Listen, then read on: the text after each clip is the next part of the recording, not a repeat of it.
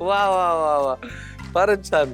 अगदी बरोबर आहे, त्याच्यामुळे खरं तर मैत्री वाढते. अगदी बरोबर आहे. वा वा वा. आपलं हे तेल आता आणि काही मित्र असतातही त्या लायकीचे जे थोडे लांब ठेवावे, कारण ते कधी आपल्याला त्रास देतील, कधी आपल्या फोड्या काढतील याचा काही भरोसा नाही. हा, आपण काय करूया की याच्यात आता दालचिनीचे 2 तुकडे टाकू. बर, आणि हा जो आपण कांदा चिरून घेतलेला आहे परतून घ्यायचं.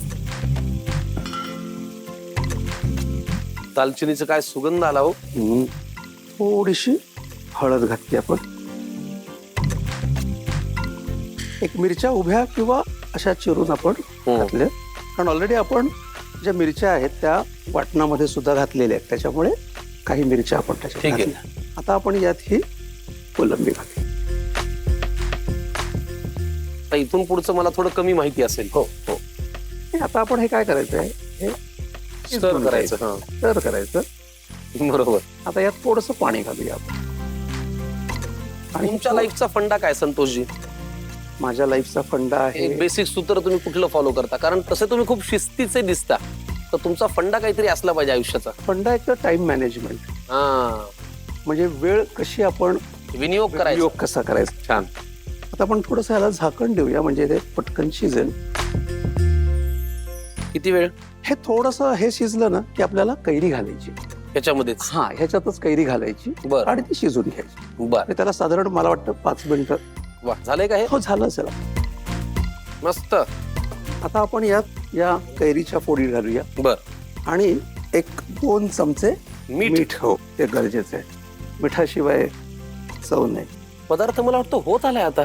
आता हा, म्हणजे आता हे शिजल्यानंतर तो होणार.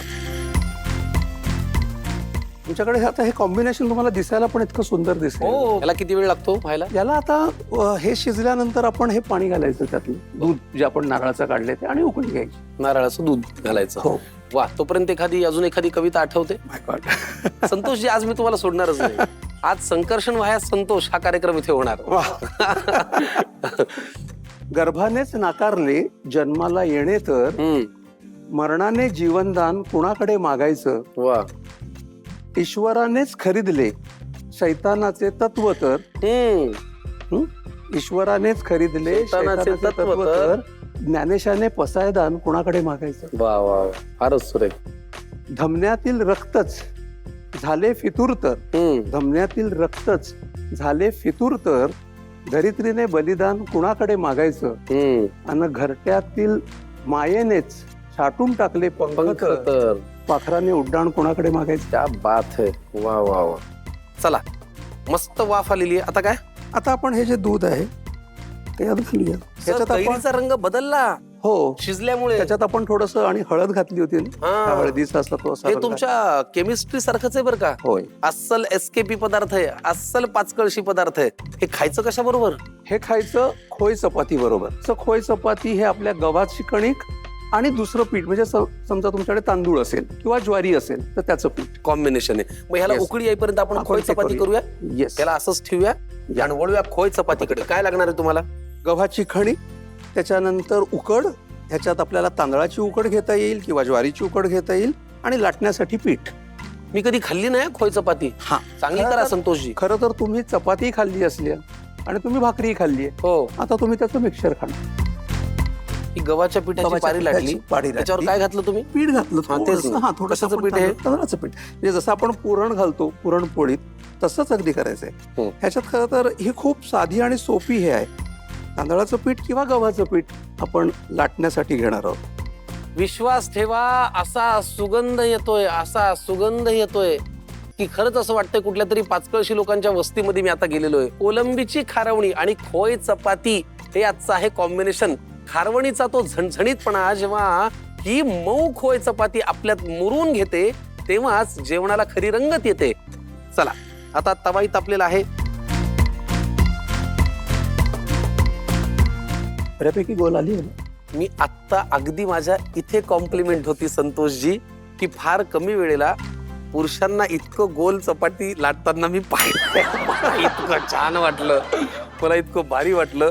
अगदी म्हणजे बघा, एक सारखी अगदी गोल, फॅन्टास्टिक. वा. त्याच्यामुळे मुद्दा आमचा हा की तुमच्याही घरात असे बाबा असतील जे अप्रतिम स्वयंपाक करताल, असे काका असतील ज्यांच्या हाताच्या चवीला तोड नाही. वाट कसली बघताय? आमचा नंबर खाली दिलेला आहे. आज संतोषजी आहेत, उद्या तुम्ही असाल, हो की नाही हो? अगदीच.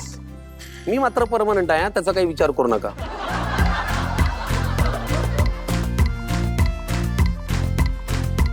संतोषजी लीलया करतायत, तेल लावून लावून. आज आहे जलवा. सर मी एक जरा खाजगी प्रश्न विचारतो, खरं उत्तर द्या. कधी बायको जर ह्या पोळीसारखी फुगली असेल तर हा उपाय तुम्ही अंमलात आणता का? मला हा उपाय अंमलात आणण्याची गरज भासत नाही, का? कारण घरात ऑलरेडी हे सगळं तयार असतं आणि मग रुसणं होतं.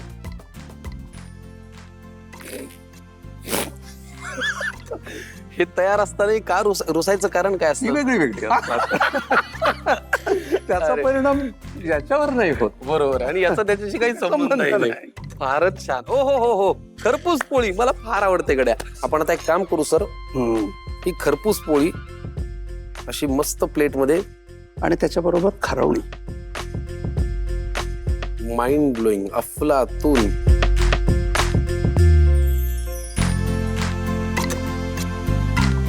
कोळंबी खारवणी. स्वयंपाकासाठी लागणारा वेळ 30 ते 45 मिनिटे. 4 ते 5 व्यक्तींसाठी लागणारे साहित्य: कोळंबी 1 मोठी वाटी, कैरी 1 वाटी, ओलं खोबरं 1 वाटी, जिरे 3 चमचे, लसूण 5 ते 6 पाकळ्या, कोथिंबीर आवडीनुसार, बारीक चिरलेला कांदा 1 वाटी, आलं 1 ते 1.5 इंच, मीठ चवीनुसार, दालचिनी 2 मोठे तुकडे, हळद अर्धा चमचा, बेसन 1 चमचा, बारीक चिरलेली हिरवी मिरची 3 ते 4. कृती: प्रथम मिक्सरमध्ये ओलं खोबरं, लसूण, जिरे, कोथिंबीर, हिरवी मिरची, आलं आणि पाणी घालून वाटून घ्या. आता खोबऱ्याचं वाटण गाळून त्याचं दूध काढून घ्या. आता त्यात बेसन घालून एकत्र करून घ्या. आता कढईत तेल घाला, त्यात दालचिनी, कांदा घालून परतून घ्या. नंतर त्यात हळद, हिरवी मिरची, कोळंबी आणि थोडं पाणी घालून परतून घ्या आणि झाकण लावून शिजवून घ्या. नंतर त्यात कैरीचे तुकडे, मीठ घालून एकत्र करून घ्या आणि पुन्हा झाकण लावून शिजवून घ्या. वरून नारळाचं दूध घालून पुन्हा झाकण लावून शिजवून घ्या. खोय चपाती करण्यासाठी कणकेचा गोळा घ्या, त्यात थोडं सुकं तांदळाचं पीठ लावा आणि तांदळाची उकड केलेला छोटा गोळा भरून पोळी लाटून घ्या आणि खरपूस भाजून घ्या. गरमागरम कोळंबीची खारवणी आणि खोय चपाती खाण्यासाठी तयार.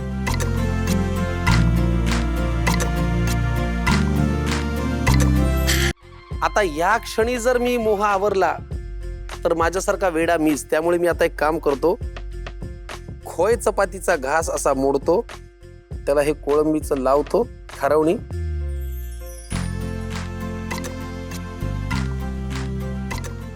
बहारदार. विश्वास ठेवा, हे करून पहा, अप्रतिम. म्हणजे मला पहिल्यांदा असं झालं की असं बोलायला काही सुचत नाहीये. तुम्ही पण एक घास घ्या ना प्लीज. तुम्ही खाऊन सांगा कसं झालंय.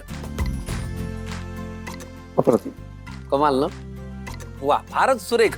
संतोषजींनी आज माझं मन संतोषित केलेलं आहे.